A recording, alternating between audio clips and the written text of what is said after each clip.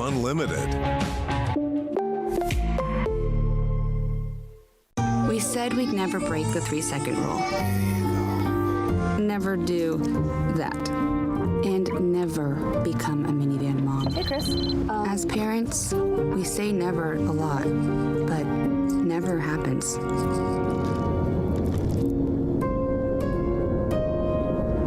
So when you say you'd never leave your child in a hot car, know it can happen.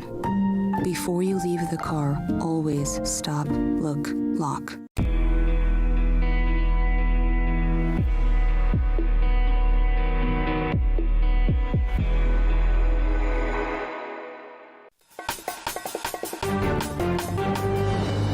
Good morning, I'm Bree Driscoll, and here's your Spectrum News in 90. We are now just 6 days away from the presidential election, but the two candidates are not letting up on the campaign trail. Vice President Kamala Harris making stops today in North Carolina, Pennsylvania, and Wisconsin. Last night, Harris made her closing remarks to voters in Washington, D.C. Former President Donald Trump will also start his day in North Carolina and end it in Wisconsin, where he'll campaign alongside longtime Packers quarterback Brett Favre. 2 days after his own closing remarks, Trump campaigned Tuesday in Pennsylvania. He brought out several speakers to deliver positive remarks about Puerto Rico in the backlash of controversy sparked by a comedian at his Madison Square Garden rally. The United States is condemning Israeli strikes in Gaza that left at least 90 dead, including 25 children. Israel faces continued scrutiny for approving laws that would bar the United Nations Relief and Works Agency from aiding Palestinians.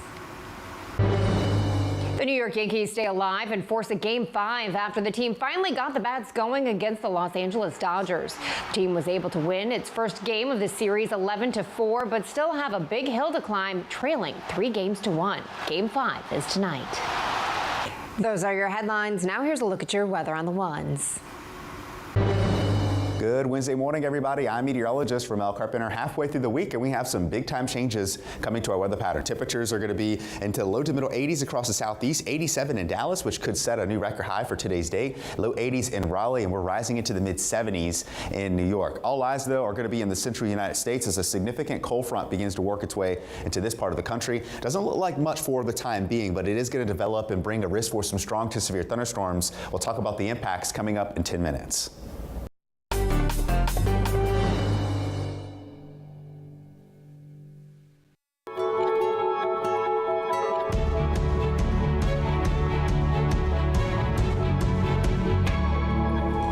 Harris and Donald Trump make their closing arguments as the presidential race enters its final stretch. Hello, everyone. I'm Bree Driscoll, and thanks so much for joining us here on Spectrum News. Today is Wednesday, October 30th. We are now 6 days away from Election Day as early voting numbers are surging. More than 52 million Americans have cast their ballots already. Today, Vice President Kamala Harris visits 3 key battleground states, North Carolina, Pennsylvania, and Wisconsin. Last night, she made her closing argument at the Ellipse in Washington, D.C. That is where former President Trump spoke in 2021 before the January 6th Capitol riot. We know who Donald Trump is. He is the person who stood at this very spot nearly 4 years ago and sent an armed mob to the United States Capitol to overturn the will of the people in a free and fair election. Trump also starting his day in North Carolina and then holding a rally in Wisconsin. Trump was in Pennsylvania yesterday, describing his New York rally as a love fest. This as backlash grows over a comedian at the rally who called Puerto Rico a floating island of garbage. Trump says no president has done more for the U.S. territory than him. We helped you through a lot of bad storms, I'll tell you. We had some really bad ones. You remember you were there when I brought the hospital ship against everyone's advice, and we got it in there and took care of a lot of people. But I think no president's done more for Puerto Rico than I have. Our team coverage begins with Cassie Semyon on the campaign trail. With just days to go before Election Day, Vice President Kamala Harris delivered her closing argument to the American people. Good evening, America! Harris portraying Trump as unstable, obsessed with revenge, and hungry for power. This is not a candidate for president who is thinking about how to make your life better. This is someone who is unstable, obsessed with revenge, consumed with grievance, and out for unchecked power.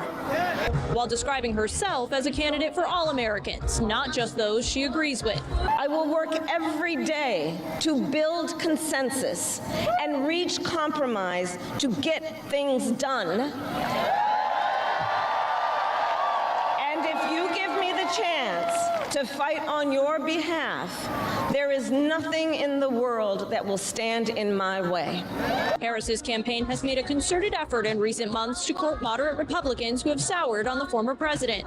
America, I know the vast majority of us have so much more in common than what separates us. I know it. And that's why I am in this race, to fight for the people, just like I always have.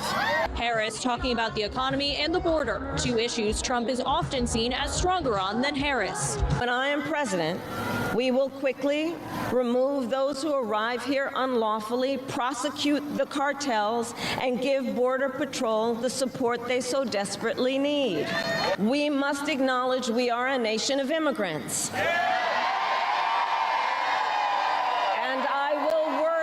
Congress to pass immigration reform. But Harris pledging to voters a vote for her is not a continuation of the Biden administration, but a new chapter. It is time for a new generation of leadership in America.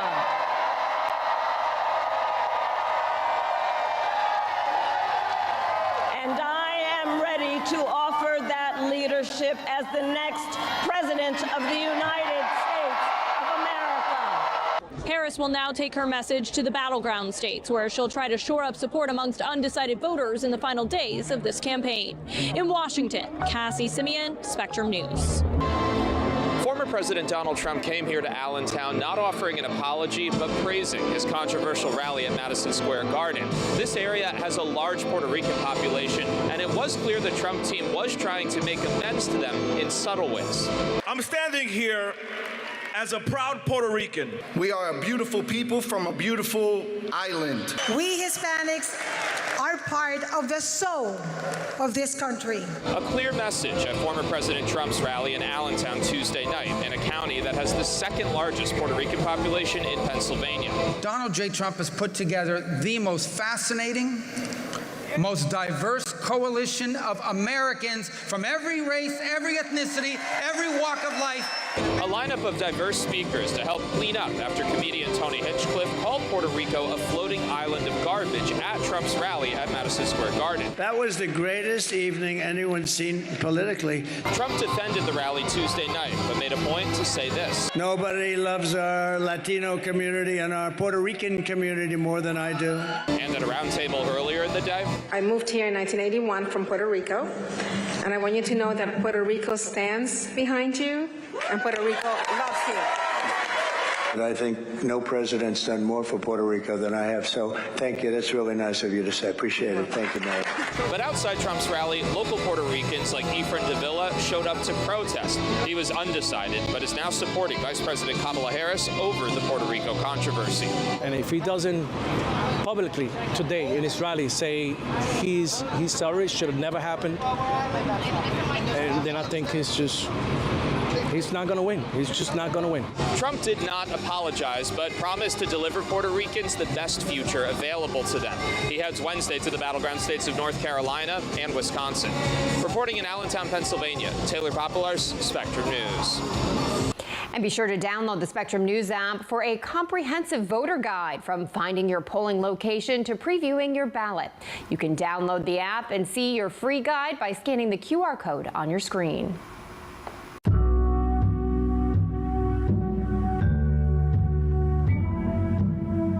The United States is condemning Israeli strikes in Gaza that left at least 90 dead, including 25 children. Israel faces continued scrutiny from the United Nations for approving laws that would bar the United Nations Relief and Works Agency from aiding Palestinians.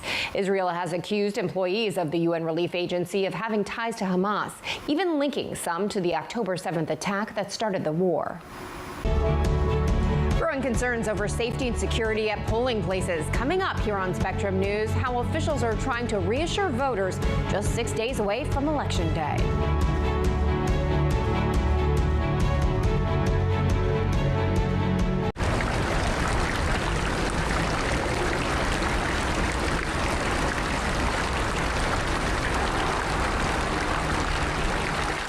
Here's the deal.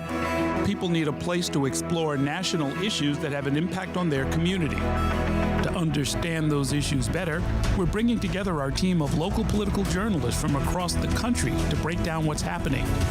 So join us every week to catch up on the key stories making a big difference across the nation and in your local community. Watch The Big Deal with Errol Lewis Friday nights at 9 Eastern, 8 Central on Spectrum News Plus. Available on all of your favorite devices exclusively on Spectrum. What if you never had to worry about what you could do? Because you could do anything. Anywhere could be the center of everywhere. And boundaries only existed to be pushed.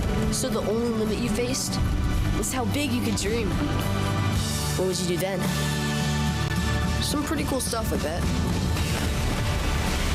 Yeah, that'd be some life. That'd be life unlimited.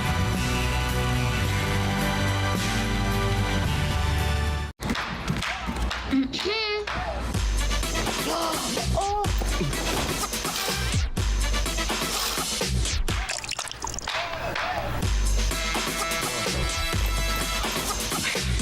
You're not gonna get it all right. Just make sure you nail the big stuff. Mama! Like making sure your kids are in the right seat for their age and size. Get it right at nhtsa.gov/the-right-seat.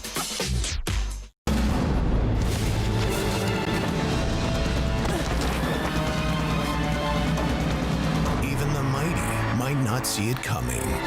It's prediabetes, and it captures 1 in 3 adults. But you can escape. Take the 1-minute prediabetes risk test to know where you stand and prevent or delay type 2 diabetes.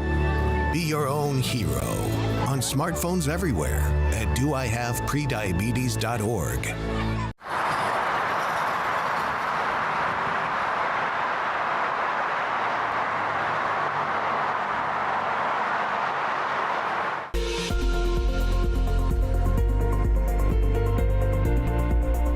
Welcome back, everybody. I'm meteorologist Ramel Carpenter with you on this Wednesday morning. And any severe weather event, it's always a good idea to have the Spectrum News app. You get 24/7 weather coverage, customized weather alerts for your location or a family member's location, and look at the radar as well. And if you live in the central United States, make sure you have the Spectrum News app downloaded with today's severe weather threat. We're watching this cold front that's tracking across the Rockies right now, eventually working its way into Kansas, Missouri throughout the day today, and especially this evening is when we're expecting the severe weather threat to ramp up. We've had wind advisories over the last 24 hours with some southwest winds getting up to 40, 45 plus miles per hour at times. So damaging winds are going to be a big concern with this powerful cold front working its way into the central U.S. We have a level 3 enhanced risk for severe weather for Kansas City, parts of Missouri as well, and into eastern Kansas later this afternoon and evening. A slight risk in yellow and a level 1 marginal risk for those locations in green. And as the system progresses to the east across the Mississippi River Valley, even into parts of the Ohio Valley as well, we keep a level 1 marginal risk for severe weather. So the system is going to be much weaker by the time we get into Thursday afternoon and evening, which just so happens to be Halloween. So we'll break it down with forecast radar. Here comes some of the showers and thunderstorms moving through Iowa, Minnesota, parts of Nebraska as well. This is right around 2:30 in the afternoon. I think the front really gets going as we get towards the end of the day today. That's when this line of thunderstorms really starts to develop as we get towards 6, 7 o'clock, containing that threat for strong winds, large hail, and even the possibility for some tornadoes as well. So make sure you have multiple ways of receiving severe weather alerts in the Spectrum News app, a great tool as well, as I mentioned before. Some snowfall on the colder side of the system up towards Minnesota. We had temperatures in the upper 70s earlier this week, and we are cooling down big time on the backside of this front. I mentioned it is going to be bringing some much needed rainfall as well. We could see anywhere between 2 to 3 inches in these areas in red. Locally, some areas up to 4 inches as well. But the East Coast is going to remain dry and much warmer. We're going to talk about some potential record-breaking temperatures coming up in 10 minutes on your weather on the ones.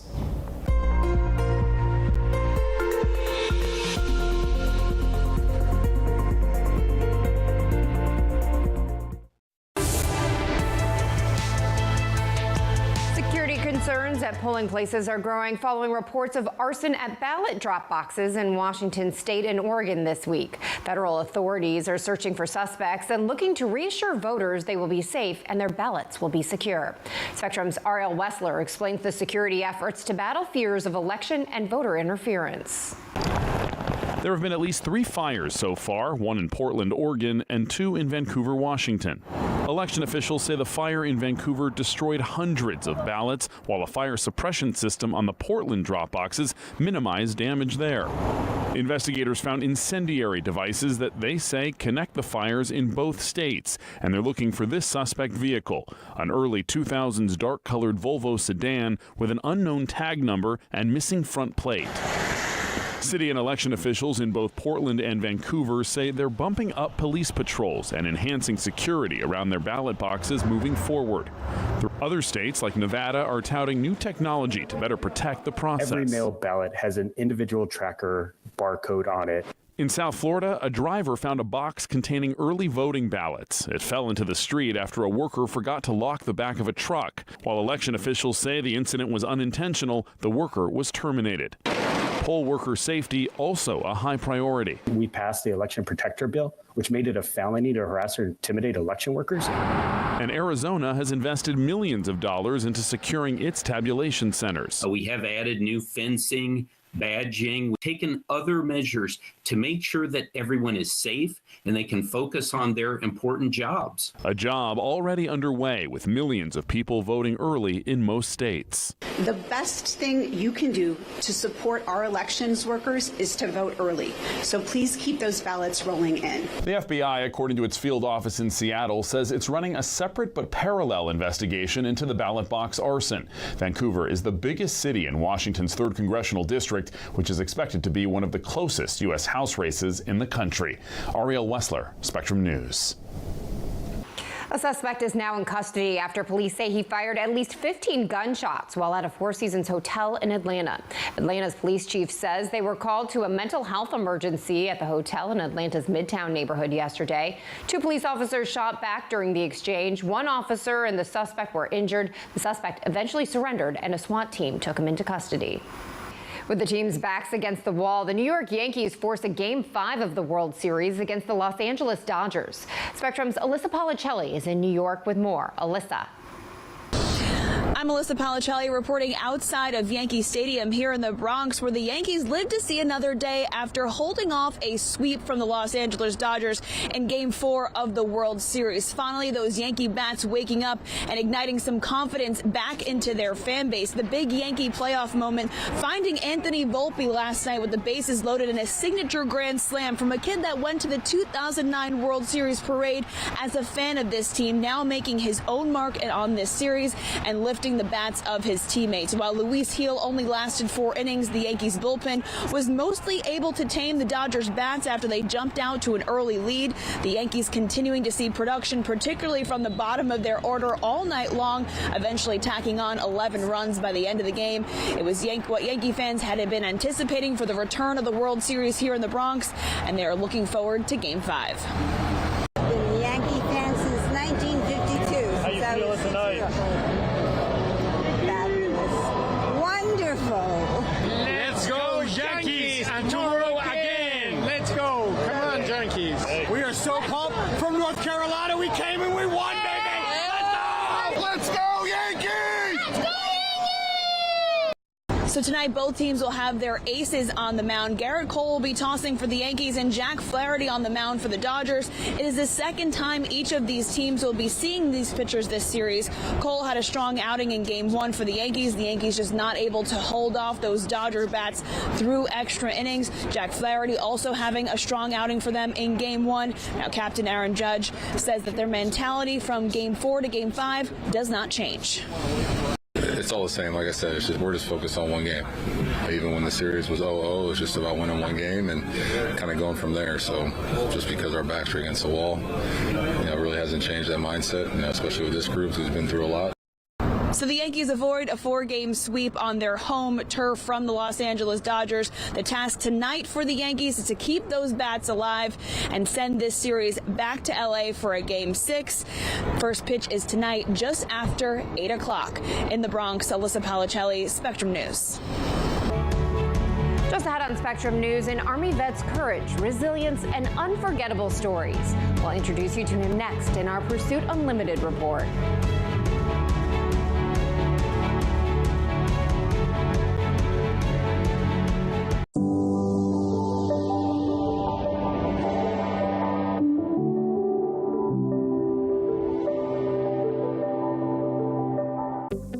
Spectrum News Plus. News from a new perspective, dedicated to refreshing storytelling and empowering communities across the nation.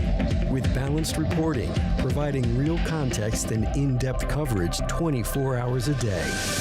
Here's a look at your forecast across the country.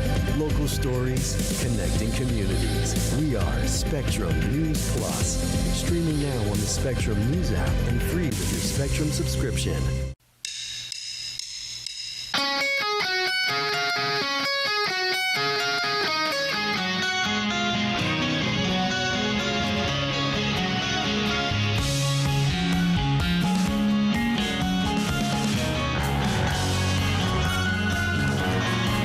Never have to worry about thinking too big?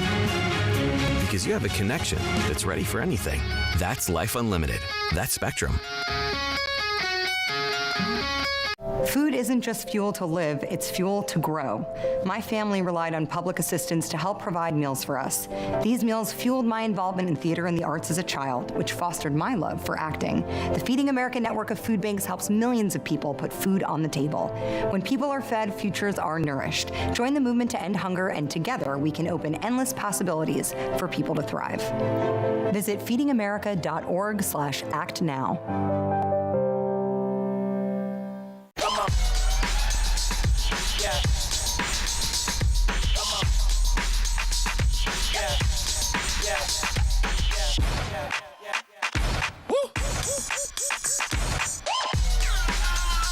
You're not going to get it all right.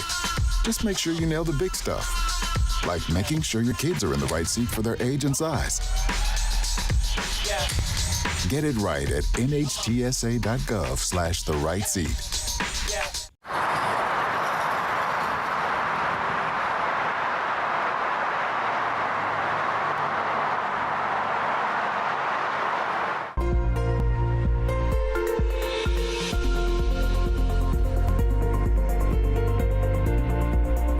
Good Wednesday morning, everybody. I'm meteorologist Ramel Carpenter. What a warm day it was yesterday across the lower 48, especially in the central U.S., where we had some record-breaking or record-tying temperatures. In College Station, Texas, highs got into the 90s, which ties the record setting back to the 1930s. St. Louis got into the mid-80s yesterday afternoon, which ties the record back in 2016. But we set records in Green Bay, Wisconsin, and in the Twin Cities, Minnesota. The old records date back to the 1920s and the 1930s, which were in the upper 70s. And that warm weather sticks around for many of us as we get going throughout the day today. More record-breaking temperatures in store for us, with warm and dry conditions sticking around across the eastern half of the United States. Drought conditions continue to get worse, and we're not expecting any drought relief like we're seeing in the central U.S. with today's cold front, unfortunately. Down in the tropics, though, we're watching one area of interest in the Caribbean, which I'll touch on here in just a moment. As for temperatures this afternoon, going to be flirting with record highs in St. Louis again in the mid-80s, down into Texas, where we have highs in the upper 80s, low 90s across San Antonio. We'll reach the low 80s in Raleigh, low 70s up in New York, and we're going to remain in the 80s as well across the Ohio Valley. Here comes our cold front, which is going to bring cooler air on the backside of that system. We go from the mid-60s today to the upper 30s up in Minneapolis for Halloween, with even some snow flurries in the forecast as well. We drop to the upper 50s in Kansas City, so it is going to be significantly cooler for trick-or-treating across the central U.S. Meanwhile, in the eastern half of the United States, we have highs in the upper 70s and the low 80s, so it is going to be much warmer for Halloween as well. And we're going to stay above the average for most areas from the Central Plains to the eastern half of the United States, but temperatures will start to cool down once that front works its way off the eastern half of the United States as we get into this upcoming weekend. Going to stay well below normal across the western half of the United States as well, and that's going to be the setup pretty much as we head into the next several weeks into the second week of November. This is the 8 to 14-day temperature outlook, and many areas along the East Coast are going to be dealing with temperatures well above the average, likely going to see some more 80s in the forecast and potential record-breaking highs as well. Across the Southwest, we're going to be below average temperature-wise as we get into the month of November. And I mentioned in the tropics, one area that we are watching across the Caribbean. Broad area of low pressure has a medium chance for tropical development. Not expecting this to have any impacts for the United States, but if it does manage to develop, the name it will receive is going to be Patty, our P name system for the 2024 Atlantic hurricane season, and number 16 for this year. The good news is that we have 1 month to go for this year's hurricane season, getting close to the end, which arrives on November 30th.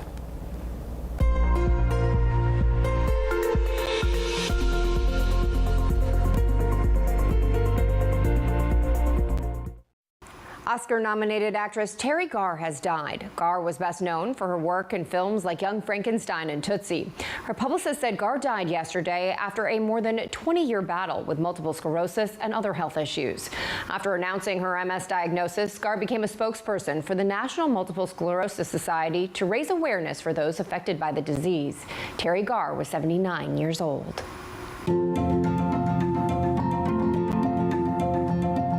Pursuit Unlimited, presented by Spectrum. An honorable and inspiring milestone being celebrated as U.S. Army veteran George Washington Whitehead turns 102 years old. It makes him the oldest member of a historically black fraternity. Spectrum's Wiley Jahari captures this special moment in this morning's Pursuit Unlimited report.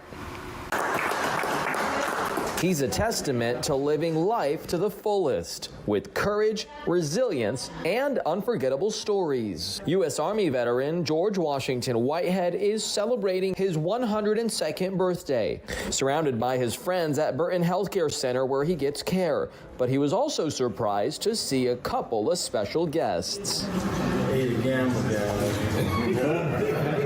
His fraternity brothers joining him today to honor his extraordinary commitment to the chapter and to honor his service during World War II. Whitehead serving in the U.S. Army from November 1942 until December 1945, playing a vital role in both Signal and Air Corps. He's 102 years old. You don't see very many people that are 102 years old. And to have a member like that in our fraternity that's 82 years, has been a member for 82 years. And he's still going strong. So that just tells you that, he's got what it takes, and he's just someone to emulate. Earl Lee is a veteran and member of the Omega Psi Phi fraternity, sharing memories with Whitehead being at the fraternity together. So he's been in our fraternity for 82 years. He's a member of that's 82 years. Our fraternity was founded in 1911, so just think about that. He's been around for quite some time, and he was a stalwart member in our chapter. And while Whitehead has been a member of the fraternity for 82 years, his brothers are inspired by his leadership. He's just how his guidance to some of the younger brothers in the fraternity, some of the historical things that he was able to help recall, about our fraternity. He's just a great brother, and we just want to make sure he's honored. As the celebration is not only commemorating Whitehead's 102nd birthday, it's also serving as a reminder of the brave men and women who dedicate their lives serving our country. For Spectrum News, I'm Wiley Jahari. Showing us the strong bond of brotherhood. And you can always stay connected with us here at Spectrum News by getting your national and local headlines on the go. Just download the free Spectrum News app. It's available in the App Store and on Google Play. I'm Bree Driscoll. Thanks so much for watching. Your Spectrum News in 90 is coming up right after the short break. Stay with us.